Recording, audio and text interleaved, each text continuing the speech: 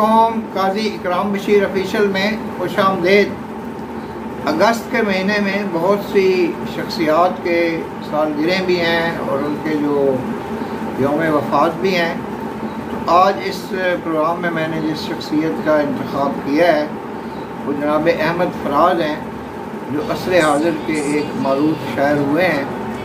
अगरचे उनके हम असर जो शोरा थे, उनका जो दौर था उसमें फैज़ अहमद फैज़ भी थे, जनाब सूफ़ी ग़ुलाम मुस्तफ़ा तबस्सुम एक बहुत अजीम शायर हुए हैं, मुनीर न्याज़ी थे, हफ़ीज़ होशियारपुरी थे, नासिर काज़मी थे। लेकिन जो अहमद फराज हैं उनका भी एक मुनफरद मकाम व मर्तबा था और वो नौजवान नस्ल के मरबूत शायर थे। और उनका जो कलाम है वो मेहदी हसन, नूर जहाँ, ग़ुलाम अली और दीगर मरूफ जो फनकार और गुलकार थे उन्होंने पेश किया, जो कि उनकी मकबूलियत का मज़ीद बायस बना। और आखिरी दौर में मलका नूर जहाँ ने भी उनकी एक मशहूर गज़ल जो है वो गाई।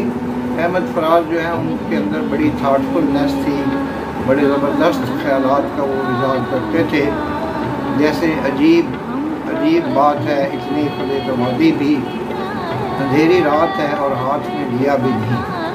इसी तरह के कोई अगर तलब करे तुमसे इलाज तीरगी, साहिब इख्तियार हो आग लगा दिया करो। शुरू में जाना वाला जो उनका कलाम था, अब मुलाकात का कोई नहीं इम्कान जाना, या अब के हम बिछड़े तो शायद कभी ख्वाबों में मिलें, जिस तरह सूखे हुए फूल किताबों में मिलें। तू खुदा है ना मेरा इश्क फरिश्तों जैसा, दोनों इंसान हैं तो क्यों इतने हिजाबों में मिलें। तो इसी तरह से वो एक शेर है कि वो जो एक शख्स है मुँह फेर के जाने वाला, क्या कहें कितने मरासम थे हमारे उससे, वो जो एक शख्स है मुँह फेर के जाने वाला। तो फराज असर हाज़िर के एक अजीम शायर थे। तो ये वीडियो जो है अहमद फराज को ख़राज अक़ीदत पेश करने के लिए है, क्योंकि वो एक मरबूब शायर थे, नौजवान नस्ल के भी, बुज़ुर्गों के भी। और उनका जो कलाम है उसमें बड़े आला ख़यालात का इज़हार किया गया है। नए आने वाले काज़ी इकराम बशीर ऑफिशियल यूट्यूब चैनल को सब्सक्राइब करें, बेल आइकन को पुश करें। आपका बेहद शुक्रिया। पाकिस्तान जिंदाबाद।